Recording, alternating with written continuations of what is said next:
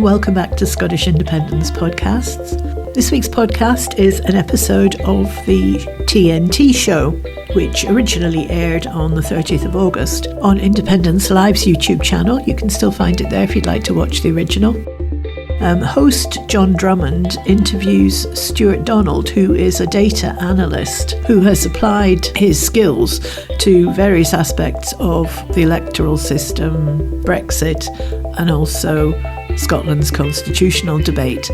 He has a website which we'll link to in the notes. But what first grabbed me about this episode, never mind a union dividend, it appears that the union is actually killing us. So let's find out more from Stuart and John. Hello and welcome to the TNT show. My name is John Drummond and I'm your host. We're going to be speaking to Stuart Donald. And what we'll be talking about tonight with Stuart, and we're very grateful that he's made the time available, I have to tell you, because his insights are frankly extraordinary and beg the question as to why it's Stuart who's done this work, though we're very grateful to him, and why there's not perhaps some government organisation, some huge entity, bureaucracy, busy beavering away on this stuff. But apparently there isn't. Stuart specialises in data analytics. That might sound a bit dry and dusty, but in fact, it's the very essence of good decision making. Stuart actually does the hard graft, and he's looking at the research, he's looking at the data. And when you look at the data, it rather questions the press statements and the media coverage, which today, apparently on the publication of the GERS figures, suggests that the union dividends is 2.4k per person in Scotland. But in fact, and I want you to take this on board, and it's the reason that we're talking with Stuart tonight, when you look at the facts, what is clear is that far from a dividend, the union is killing people. That's right, you heard it. So let's get to the foot of it. How does this happen? And I'm going to introduce Stuart and we'll get to the hard facts of this. Hi, Stuart. How are you doing? Hi, John. Very well, thank you. Delighted to be back. Thanks so much for having me. It's a pleasure. Now, I made this most extraordinary statement just now, that the union is killing people. Are there any facts to support that? Well, unfortunately, there are. And as you've said there, the work I've been doing has been looking, inspired by this rather odd named thing, this union dividend, which, as you said, is the name given to the extra money that Scotland gets over and above what's paid per head of population to England. Wales and Northern Ireland get different amounts as well. But just to set out the context of the work I've been doing. So, as you said, the last time I was on the show, I was talking about the core thrust of the research that I do. And that looks at the link between acute inequality and countries that use the first past the post system. So acute inequality results in things like extreme levels of child mortality, much worse levels of life expectancy, cancer, and so on. And what that work shows is that countries like the UK, Australia, Canada, and the US, but particularly the US and the UK, all have much worse inequality and much poorer well-being statistics than countries like our peers in Europe. So the Northwestern European countries, the Scandinavians, the German-speaking countries, France, Ireland, the Netherlands, are most relevant Northwestern European countries, which all use the PR system. So my work and my research shows that first past the post countries do much worse and PR countries do much better when it comes to overall well-being, particularly in the last 40 years. And the core thrust of this is these countries, first past the post countries, are much more miserly, right? And there's a backstory there we don't need to go into right now, but they just spend much less on welfare, on health, on education in particular. A lot of my Americans friends will say, Stuart, we spend a fortune on insurance and on health. How can you say that we don't spend a lot of money on health? That's true. And America is the outlier there. So the total private sum spent in the US is so vast, it dwarfs literally everywhere else. But when you just look at what the state spends, it's much less per head of population, and that's the core difference. I mean, America is a particular outlier, as you suggested. But the whole point of this is, if you look at it in the context of the UK, the data shows we really are a very unusual and extremely miserly, parsimonious outlier when it comes to this. And that's why, when you come back to this concept of the union dividend, where if you live in Scotland, we're told regularly that we get this thing often described as a generous union dividend, And per se, it looks like that. It's 20% more than if you lived in England. There's this very odd and very uncomfortable, if you want, mismatch here. The truth is we're extremely grippy, but Scotland should be grateful, right? And of course we're not, it would appear. So that's the backdrop to the work I've been doing. You talk about inequality and its connection to first past the post, and the fact that our European peers are not saddled with first past the post. And the reason we need to take that on board, I suppose, is that none of the two major parties who have it in their gift to change first past the post have the slightest enthusiasm for that. So we're saddled with it for the time being. Yeah. I mean, obviously it works differently in Scotland, which is proportional, but what you're talking about is the very big picture, i.e. how things are done in Westminster rather than what happens in Edinburgh. We might come back to Edinburgh's role in this, but if we have time. But this is not new, is it? No, that's right. And what you've talked about there, and this is one of the reasons that I've focused on public spending in particular, is just exactly what you've described, right? So the Tories and the Labour Party are both wedded to, effectively what happens in first past the post countries is that the voice and the influence of the middle class and the wealthy is much stronger than it is in the proportional representation countries, because there are only two parties and those parties end up having to serve those needs to stay in power. That's why our Labour Party gets dragged so far to the right. It's because it has to stay in power. That's why the first thing that they come out talking about when they get elected is stability. They're actually talking to the press that represents the middle class and the wealthy and reminding them or trying to encourage them to believe and trust that Labour are not going to mess with anything. They're not going to start spending money on other things that would benefit wider society. That doesn't happen in PR countries because the whole game is organised such that there's always progressive voices drawn into government. Almost always becomes a norm, in which case, a very, very different culture towards public spending. Yeah. So what's interesting, though, is I think you also point out in your piece, and by the way, I would commend everyone to go and find Stuart's. It's 3 or 4 pages long, but it's a terrific investment of your time. You kindly sent me your piece, but it's also in the Byline Scotland economics section. And Stuart is making the point that if there ever was a misnomer, it's the union dividend. The whole concept of it is just plain nuts.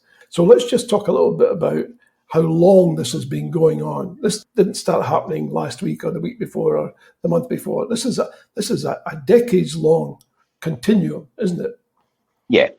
So let's just start with that, right? So the dividend itself is actually something that has been paid for, we don't know how long it is. I mean, the story can go back to the late 19th century. The first time there was an attempt to try and work out a formula to pay the nations in the regions of the UK from the Treasury. But my work looks at it from the Second World War, and it looks at two things. I mean, there's a number of things in the mix here. I mean, if we just take the dividend today, the way the dividend gets played to us is we get this extra money. The Scottish government doesn't appear to do any better, and in some cases, according to the establishment, does worse than the rest of the UK.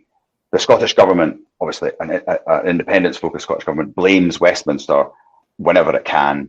This plays into this sort of grievance, this trope that that has been sort of invented to describe that side of like the Scottish character that makes us look ungrateful. And then the reason, again, always very loosely, and we'll talk about this as we go through the talk, very loose sort of link to know what the dividend's for is, well, Scotland has poorer health, right? That itself is portrayed back to us as being almost like a lifestyle choice, right? And again, this is maybe more my opinion, but interested in what other people think. It is a very neoliberal way of thinking about sort of social problems, right? That Scotland is responsible itself for these health problems because of deep fried Mars bars or Buckfast or Class A drugs and things like that. Again, it's never said directly like that, but it's sort of implied, right? And of course, all this comes back to this concept that Scotland we're left with is it's somehow uniquely, not really able to do this. Like, I mean, the Tories were out today with a flyer talking about the union dividends going up and so on. So that's what is presented to us and we're asked to consume.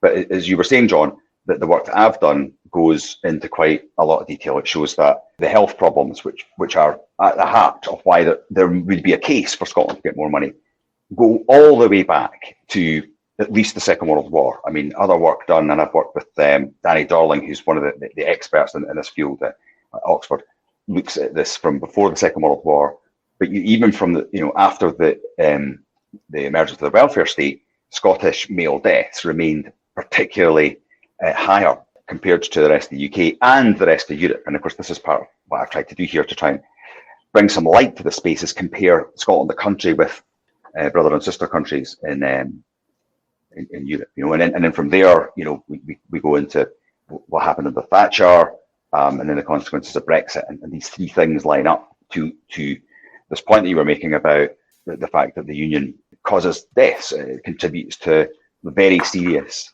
well-being challenges in Scotland. Commentators south of the border often say a range of things. They say the Scottish government has failed on education, it's failed on schools, it's failed on health. And that's often taken as, frankly, holy writ. I've heard the most articulate and urbane commentators just repeat this stuff over and over again. Now, part of the problem, of course, is that there is no other input to suggest to them that the information that they're dispensing is flawed. Yeah. So tell us why it's flawed. Take us through the continuum. Right. The deaths were already high before Thatcher came along. Yeah. But the impact of Thatcher was what? And then subsequently, what was the effect of Brexit? So I think that's spot on. And I think the reason that this isn't known, and it just isn't known, is because of the way that the establishment in the UK thinks that it doesn't actually deal with Scotland as an independent phenomenon or a discrete phenomenon in terms of a nation state, which is why it's so important for independent supporters to play that back, because I think no one challenges that we were always supposed to be that. But when you look at this continuum, so let's take it from the Second World War, welfare state comes in, everyone benefits from the welfare state, we know that, and it was a miracle, it was a great thing, right? Let's just be clear about that. But male death rates in Scotland remained relatively higher. They probably were improved by the welfare state at the time, but they remained relatively higher than the rest of the UK, apart from little boys and adolescents, right? Men older than 20 still suffered the second worst death rate anywhere in Europe. Okay, that continued all the way into the 1970s. And then, if I can, just to sort of segue into a sister independent country, that was the one country that had a worse death rate than Scotland at this time, and that was Finland, whose problems were similar to ours: cardiovascular disease, drinking, smoking, bad diets. They invested in successive generations of government, so different coalitions over the 1970s, involving local authorities, local campaigns and PR, local industry and so on. Huge effort to improve this. And by the end of that decade, again in the 1980s, they had leapfrogged Scotland. We were now bottom, right, of the pile. So you said Thatcher comes in, my sort of piece thinks about or imagines that had Scotland been independent with all the oil wealth that was streaming in at that time, might we have looked to Finland and thought, right, let's emulate this and use some of that wealth for that? Of course, that didn't happen because the UK is organised differently. Westminster had the strings. Thatcher gets power, huge gusto behind a very strident approach to implementing these neoliberal ideas, resulted in the destruction heavy industry, west coast of Scotland, particularly Central Belt, and then the social indirect consequences that no one really understood then, and are still not recognised, now manifesting themselves in Scotland's extreme drugs death rates, right? For men, particularly between ages of 30 and 50, so men that were born in the 70s and the 80s, so Thatcher's cohort in that sense, okay? All happened to make our death rates worse. You look at some of the stuff that I've published, the one-on-one comparison of Scotland and any other European country, our death rates go through the roof compared to any other country. Meanwhile, the rest of Europe's improving and getting better all the time. And then the third thing, as you said, the effect on our demographic circumstances of all this was that we get older. And it just so happened as well that we were unique in Europe, in the only country to have suffered 3 consecutive decades of net outward migration, right? So we're obviously shrinking and so less productive, lower tax base. That changed in the early 2000s with the accession of, in particular, Poland to the EU. First time in living memory, Scotland sees year on year increase in population, exactly what we need. 2016, Brexit. So the 3 hugely significant macro considerations there over 3/4 of a century, completely ignored, it would appear, neglected, you want to say, by our representatives and our government. That in itself, for me, is enough evidence to say this is a disaster, right? It is appalling. If I can summarise it, the situation after the Second World War was pretty bad. But because of the welfare state, there were efforts there ameliorated the problem a little bit. But Scotland still had high male mortality, particularly male mortality. And then Thatcher came along and lots of industry closed down and people left. The people who stayed died sooner, but the people who left perhaps lived longer, but they didn't live in Scotland. Right. And then with the presence of the Scottish government, things started to improve a little bit, and there was migration.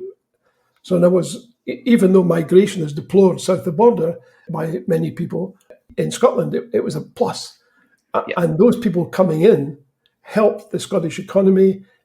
These health ratings improved. And then along came Brexit, which effectively torpedoed all of that improvement and has left Scotland in a worse position than ever before. And the salutary lesson from this is that two of the factors that caused that, Thatcher and Brexit, the Scottish people voted against both of them. That's right. Exactly. That's exactly right. You draw out the point there about the impact of Thatcherism, just people leaving Scotland, that contributed to why we're so much older and so on. So this comes back to this point about so what's the dividend for?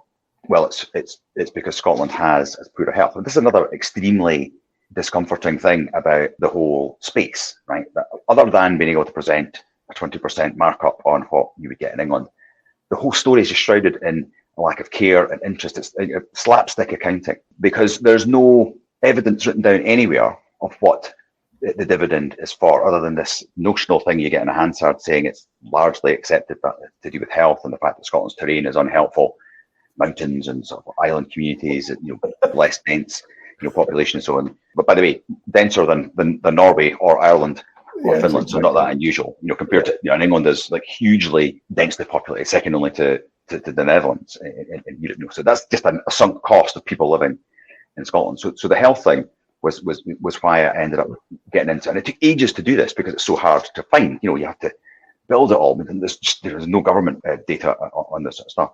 And so back to what you said, John, about the way that this is presented through the establishment, the BBC, the Tories, the Labour Party, is pointing at the SNP, the Scottish government, and say you've got all this autonomy, this wonderfully autonomous parliament, sometimes billed even by the Tories as the most powerful devolved settlement in the world, right? And the dividend, yet look at this disastrous state. You could take Switzerland or Luxembourg, you could take any wealthy country in the world, super funded and organised, and give them 25 years to sort out the level of demographic atrophy that Scotland has experienced over the last 70 years.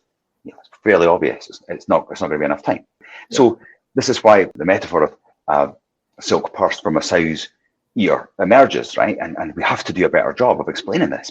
To me, there's a bunch of things connected here, which I would like to think that some of the politicians, somebody needs to do exactly what you propose. I mean, you've done a lot of the heavy lifting here now. What needs to happen now is that somebody needs to get out there with a megaphone and say, hey guys, this is the narrative. The narrative you were given is flawed and faulty, and you need to junk it, and you need to place it with a facts-based narrative. And this is the one. I've done it for you, but you need to take it forward. And also the connections need to be made, it seems to me. For example, the business of GERS and the way that is described, it strikes me and a lot of other people is somewhat, the process is somewhat odd and misleading and stuff. That coupled with the work that you've done. So it's not just it's not just that there's the odd bit of disputed facts, but there's a succession of things here, which all lead to this narrative about too poor, too wee, and too stupid. I mean, I was reading the other day there that when it comes to the international figures for scholastic achievement, that England makes available 4% sample and Scotland makes a 40% sample available. Right. And then you have to say which of these is more accurate. Well, it depends what you're trying to do. If you're trying to mislead and obfuscate, 4% is probably ideal. That's right. If you're trying to explain the truth, as a good researcher would, then you would go for a bigger sample, perhaps. But it produces the outcome you would expect is that English schools appear to perform better. And that goes into the narrative about education in the same way that the false narrative has fed into the health situation. I.e., you got all this money as an extra dividend, if you like, and you haven't used it. Yeah, that's right. And that brings to just exactly the point you make there about education. I mean, it's obviously very hard, right? I think we all know that. But one of the things that I realised, actually, my work started when I was presenting on the public spending sort of like behaviour of the UK, and someone asked this question: what does that mean for Scotland? That was the thing that drew me into doing the work. This particular question about how the dividend affects Scotland. But of course, that question was motivated by this belief that many people will hold, that because we're told Scotland has all this autonomous power, that the Scottish Government actually has something to do with the dividend, okay? Because you think, well, surely this is the point of having a parliament where you can vote in a left-leaning SNP and Greens of coalition, and their manifesto is necessarily going to be more progressive. That means spending more money, conventional sort of European sort of proportional representation sense. And of course it would be, right? But of course it's not the case. And the Scottish Government has more or less absolutely no control over how the dividend is set. So there's a couple of things in here, so they're not involved in the process to do the spending reviews for the general sum, forget the dividend at this stage. That's actually done by a treasury function in London, and they use, I think formally, they exclusively use English data for that. They maybe take account of other things, but they don't have to. The whole point is they do the work based on the needs of England. That is deemed to be a suitable proxy. And then this is where the Barnett formula comes in. It then works out based on population. That's the first time that Scottish data gets involved with the population numbers, how much gets allocated to Scotland. The dividend bit isn't calculated at all, right? The dividend bit is actually the dividend that was paid last year. So in 2023, if it was 20%, that gets rolled forward and it gets added to what Scotland gets. And then, and you read the think tank material that comes from establishment think tanks on this, they'd never get into this, but that's because you have to go back to 1978, right, to actually find out the last time there was an effort made to make sense of what the Scottish dividend would be. That's almost half a century, right? So we get more money, fine, but the data that supports the sum is not relevant, right? It just doesn't map to anything, that's real. What should it be? This goes to probably even more interesting outcome here. According to the sort of neoliberal sort of consensus, right, that's been in place now since 1980 between the Labour and the Tory party, it's too much. Okay, the Tories did a review in '93. The conclusion was 18% too much. Scotland's getting, again, far too much. The Labour Party did their own review in 2009 under Gordon Brown, and the conclusion there was 13% too much. Right, so we needed, say, 5% more than was paid to England. We were getting 18. Okay? This is in the context of our European peers. If they had been setting the budget, the work I've done, the data you can see there over the last 10 years, then we would get a dividend that's actually 5 times the size of the current UK dividend, right? So the numbers I've got, they're in dollars for that. It's dividend is $900 on average between 2010 and 2019.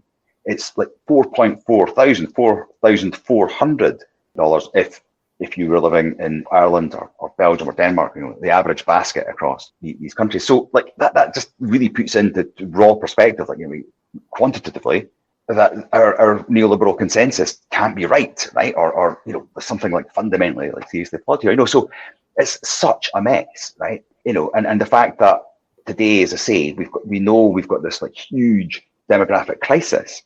No link to the money that we get. We're just told it's more, and that should be enough. It's just ridiculous, really is. Well, you called it slapstick accounting. Yes, I did. And that's what it is. It's slapstick accounting. If you got a couple of 10-year-olds in a room and said, write down a number of figures, you would end up with perhaps a better result, because they wouldn't know what they were talking about. But clearly, the folks who are producing this slapstick accounting don't know what they're talking about either. That's right. They're using stuff that was only current in 1978, and they're presenting it as new now. If you and I were running a business and operated this way, we wouldn't last very long. I can tell you, Stuart. I mean, if ever I went to my boss and said, tell you what, I don't have any accurate figures here, but I can tell you what we spent back in 1978. Sorry, why are we having this conversation? And who the hell are you? That's right. You need to get out of here. Because I need somebody in here who can count, And then if your boss asked you, what was the data set you used in 1978? Say, no, that's what the Scottish Secretary negotiated in 1955 and in 1960s as well, when Scotland was still going through rationing. That's it. That's basically where those numbers come from. The one-off bilateral deals that the Scottish Secretary negotiated with the Cabinet for Scotland, at that time. And one other thing just to add, to the sheer slapstickness of it all, is that both the Tories and the Labour Party, when they did the reviews, these are the only 2 attempts that make any sense, right, of public spending bottom up for Scotland. not only did they not publish the fact that they'd done this, I mean, there's one think tank in London that did this work, one of the best pieces of work, just sort of on pulling the wool on the whole Barnett story. Not only did they not publish the outcomes, but of course they didn't dare implement it, because they realised that if they did this review and the bottom review and they implemented it, whilst England would get per head of population a 4% rise, pretty small, not negligible, but not noticeable necessarily, Scotland, Northern Ireland and Wales would have to suffer this massive decrease, right? So again, politically, why on earth would they waste their time in doing something like that? It would be so dangerous. And so again, another example of the dysfunctional nature of politics in the UK. They just let this thing roll forward, and then of course now they think they make hay with it, because they're able to go, look, you don't want to leave the union. Look at this, this dividend that you get. It's just, it's just staggering. Like you say, a business, but a youth club or a church kitty, anything, it just wouldn't be acceptable. But then again, a church union or your local tennis club or your golf club would also have a written constitution. Which this is not rocket science. Nothing of what you've said tonight is rocket science. This is all straight down the middle. You're a gifted analyst, but anybody could have looked at a gifted analyst and said, "Could you take a look at this?" What they've done is exactly the opposite. They've said, "Just a minute, it looks like this. It's a thumb in the air," and then we build up a whole edifice on top of this, and then claim that there's a dividend of some kind at the end of it. It's just nonsense on sticks, or as you put it, slapstick accounting.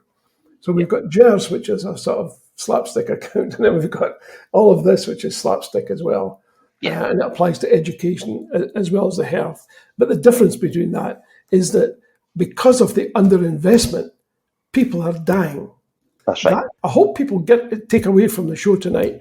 This is not just poor accounting, slapstick accounting. The result of this slapstick accounting is that people are dying. Mm-hmm. This is serious. That's right. It's super serious. And tomorrow it keeps going. This is why, you recover from what happened in the general election. The first thing that Starmer Reeves come out and they say is they're not going to change the 2-child cap.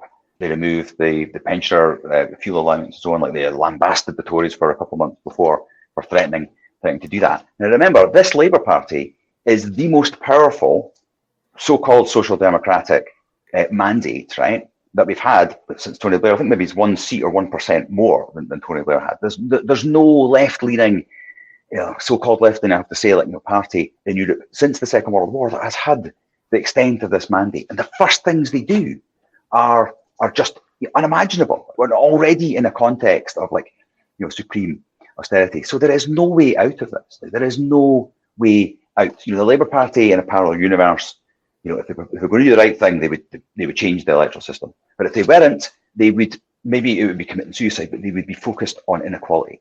They'd be focused on dealing with these disasters that are everywhere in the UK, not least ours. Northern England is in a disastrous situation. Northern England is home to the most deprived, the most unequal, poorest regions anywhere in Europe, alongside London at the other end of the barbell. The whole of Europe sits between the two. But the fact that, as you were saying, John, it's like trying to turn an oil tanker. We haven't started turning it.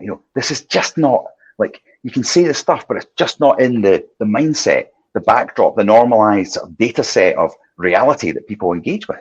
So I don't know. You're talking about unrest, and we've already started seeing that. It's happening in the areas of England that are the most affected, the poorest areas in Europe. Yeah, I think you pointed out that the Reform Party in the northeast of England did exceptionally well.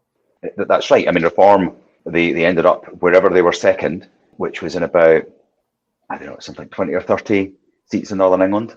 All those areas are in the bottom 25% of the most deprived areas in England. They're working and looking at constituency levels and so on. So, and that's 4 million people, and they've got no representation either. Another segue, is to look at what's happened in the Netherlands, where they've had a different set of circumstances, but they've ended up with their own sort of right-wing party in power. But Wilders is a dangerous-looking guy. Dutch circumstances are different from ours, but nonetheless, the political solution is to, I'm afraid, democratically listen to what people are voting for. We've ended up with this sort of centre-right party that's committed to doing nothing, right? That's there by default because the Tories are tired of their own party, same as happened in 97. I mean, the Labour Party got 750,000 fewer votes from English voters than it did in 2019 under Jeremy Corbyn, who he dismissed as a very dangerous lefty, whereas his spending agenda then was actually going to be less generous, right, more parsimonious than Angela Merkel's spending record for the German CDU, the centre-right party, the Tories like to compare themselves to, in 2019. Again, another perspective on this. Corbyn's made out to be a dangerous communist, yet Angela Merkel, centre-right, spent. How do we? It's just mad, isn't it? Well, it's mad because we have a mad media, I think, and they have their own agenda, and the old bastions of common sense that used to exist, like the BBC, have been so terribly eroded by political appointees that we now have no levelling up of any kind. I mean, there's one independent newspaper in Scotland, and that's it. The others are failing, and they're failing because they're not meeting the needs of the marketplace. Yeah. And why people still keep advertising is beyond me, because they must be getting a very poor bang for their buck if there are fewer and fewer readers. But then again, I look at GB News and I see a whole bunch of people advertising on that medium too. So it must be people who are sort of advertising on a wing and a prayer in the hope that something will return. They might get one extra sale. But it seems to me, we talk about the way the media is organised, then clearly people have decided they don't want the product anymore. And the BBC is laying off people right across the board. And that's because people are saying, I don't like the product. And I think that's tied in with the reaction in the north of England, which people are saying, I don't like the product. The product is the political process. And people are saying, I don't like it. And nobody's listening to me. Yeah. I think that's a very unwelcome state of affairs. Absolutely. And you look at how, actually I've been quite interested in just some of the comments I've had to the article that I wrote there. It almost shocked me a bit, but I thought, well, right enough. And that was, why is the BBC, or why are the established journalists not doing this sort of work? And I think in the case of the BBC, you've got to conclude that the circumstances that they're used to presiding over have just changed so dramatically that they just can't cope, right? I mean, I think the point you make there is partly to do with funding, again, in a consensus around spending that looks to sort of shut down spending anywhere. But then even then, their strategy, they've done a very bad job of accommodating the emerging third idea about Scotland, but the lack of honesty about this stuff. If you're able to see just a small amount of this data to understand the extent to which we're an outlier compared to Europe, then you would not be able to you wouldn't allow yourself to present either of these two parties as sort of sensible, centre right, centre left options, right? This is another thing that allows the Labour Party to continue to be this bloated leviathan, this ancient, cult that we can't seem to do anything about. It's because it has to play a role in a society like ours, where we have to believe we're democratic and there is an alternative to the government. So it's the centre-left variable in the mix, right? Regardless of how it behaves, and turning up in question time and saying that the Tories are nasty between these huge generational sort of periods when they're not in power, it seems to be enough, But there's no data to support any of that, I mean, so this is what really worries me is now I've been working with guys in some of these think tanks in England, and they're very focused on PR, and they're very welcoming of us and other areas of the UK, because they're just focused on this. But the challenge they've got is just how do you break through that? I mean, this was the big opportunity, was it not? The Labour Party have voted PR into their constitution. Unions back PR now. Only the parliamentary party. Why is it not changing? Starmer wants to go at the big job, and they waited for ages, so they're not going to give it up. That's it. We're just trapped in this ridiculous. Well, if you cut and paste every time, my worry was watching the election campaign, and I would have thought that with the enormous lead that Labour had, they could afford to be radical. For the first time in several decades, they could afford to say, look, we're going to strike out there, we're going to do this for the NHS. Instead of that, all they did was mouth change. Yeah. And as you say quite correctly, their version of change is to do everything exactly the same as their predecessors were doing, even though they know that was disastrous. even that they know that you can't grow by cutting. That's pretty much an accepted fact now. You cannot grow the economy if you cut it. If I contrive not to put money in people's pockets, in what way or shape can the economy grow?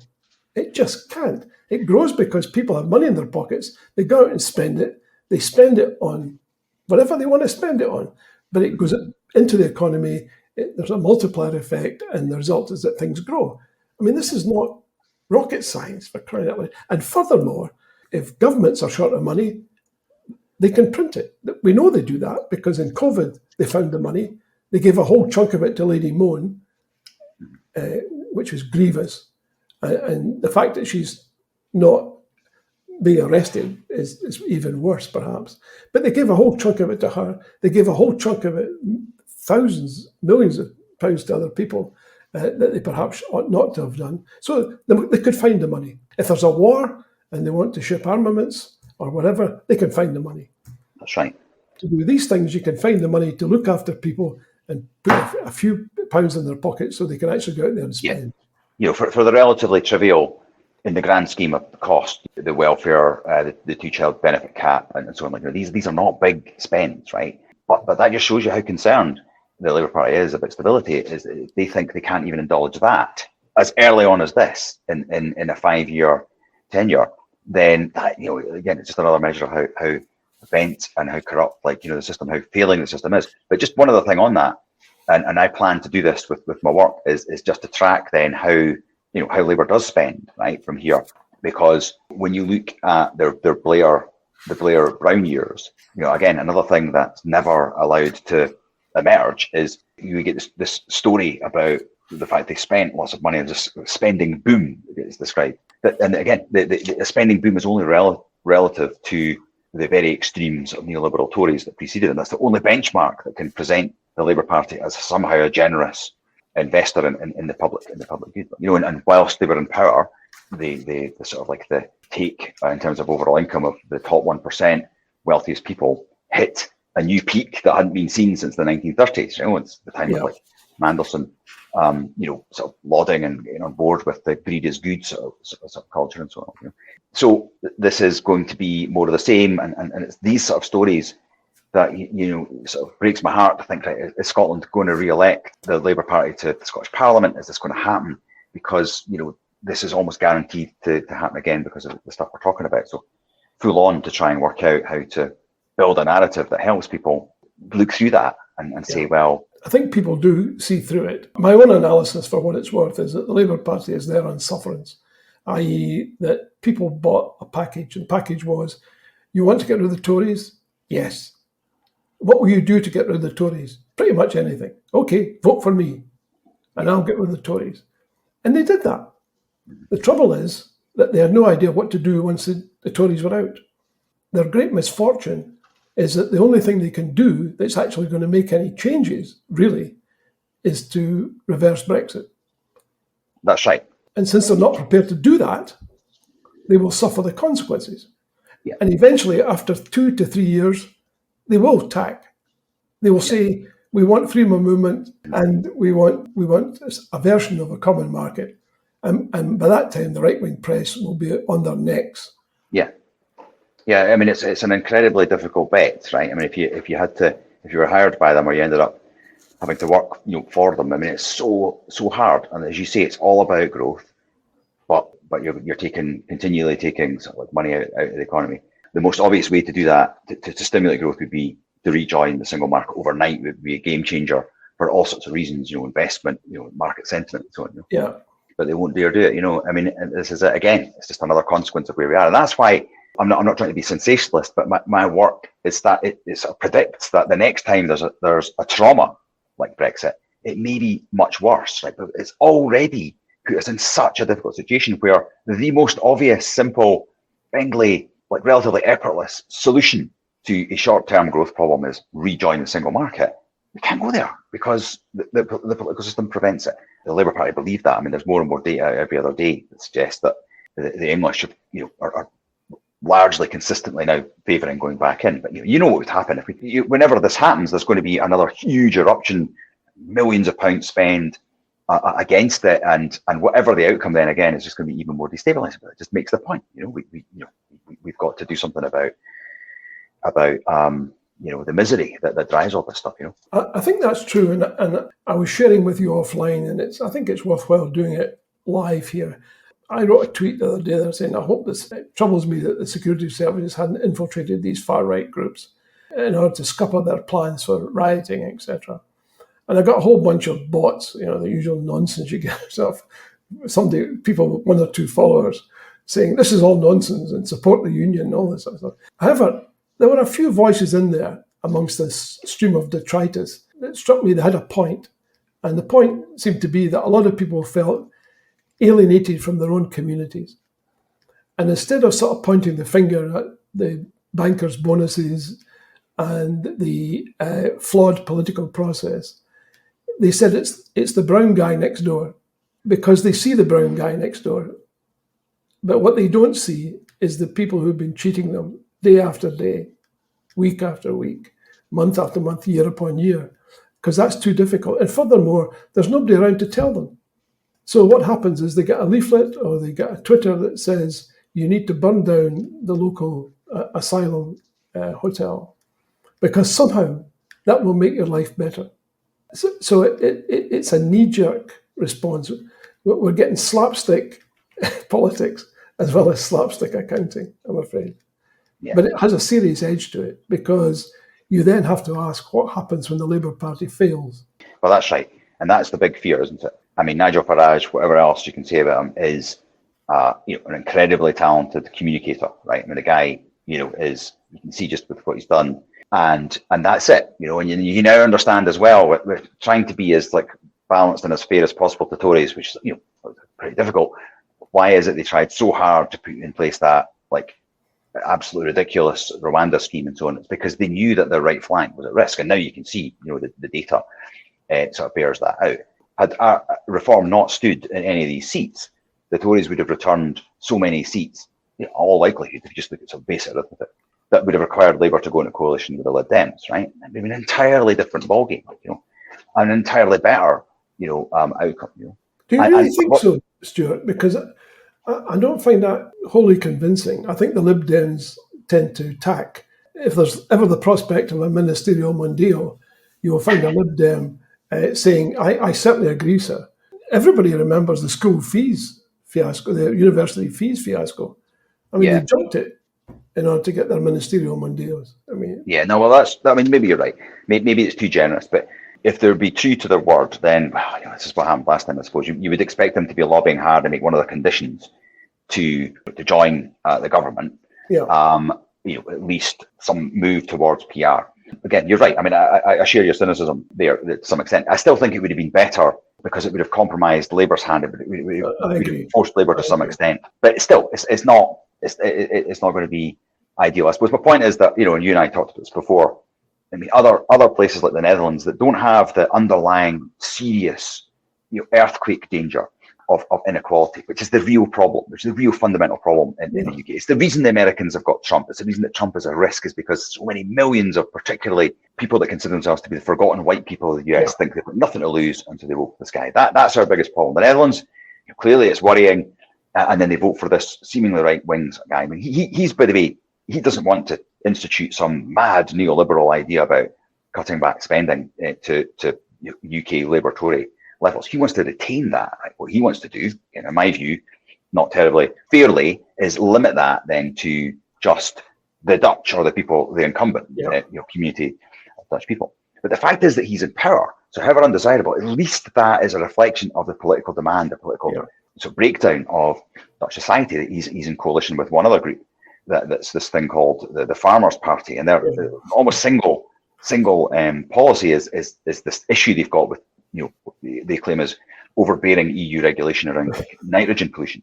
This is the sort of thing that happens in PR. You get things that surface that look daft, but they're actually real things. What have we got? We've got this middle of the road party that just wants to be in power, that's not going to do anything. And the first thing it does about these riots is it thinks, again, for its own preservation, it has to demonstrate to the older Tory voters that it's super hard on crime and it's going to put people in jail and it frees up spaces in jail and gets courts opened on Saturday and the press are there to see that they're hammering these guys, they're blaming the right wing. It's nonsense. It's so dangerous.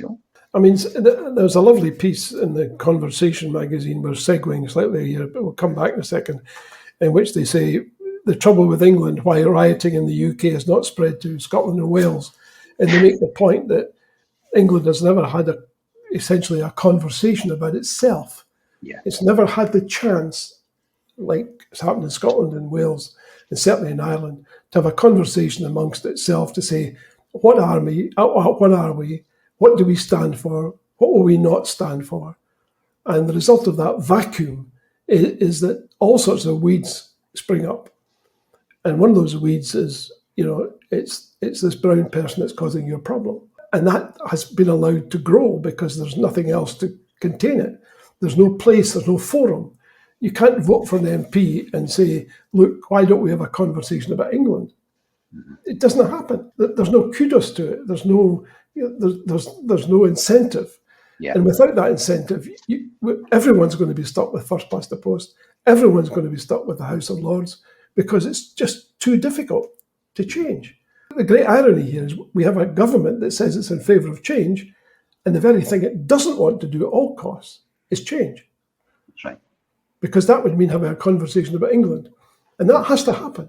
I mean, we're all suffering because that discussion has not taken place. Absolutely. That was a point that was made very eloquently throughout that breakup of Britain conference day took place in Edinburgh in November. I remember being just impressed by that, thinking, right enough, this doesn't happen.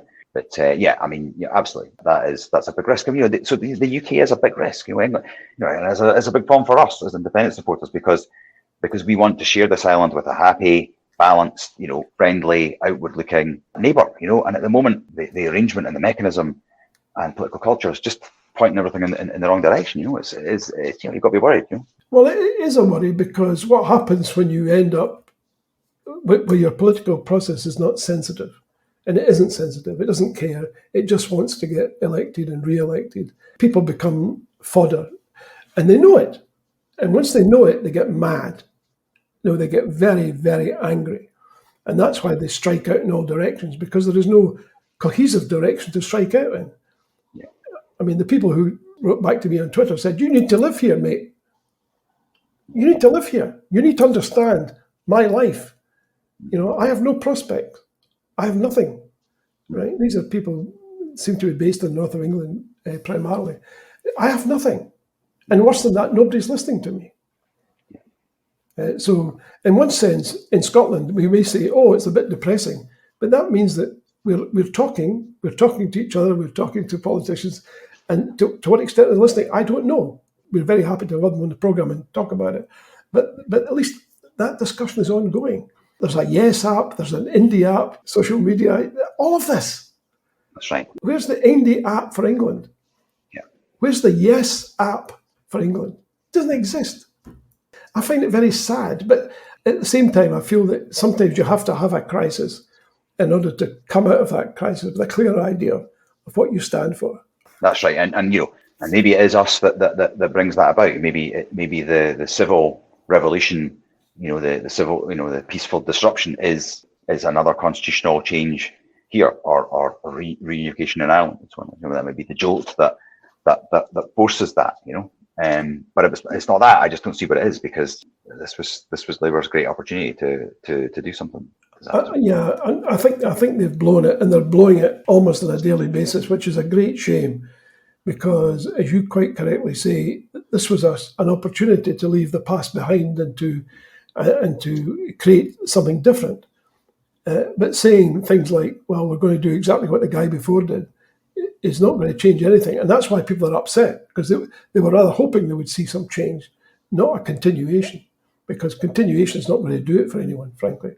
All that will happen is the UK will get in a greater and greater and a more parlous economic situation. And cutting and cutting and cutting is not going to get you there. It doesn't seem to me. I think, hopefully people are interested in this. I mean, interested in any ideas from anybody about how to message some of this stuff and how to make it tangible.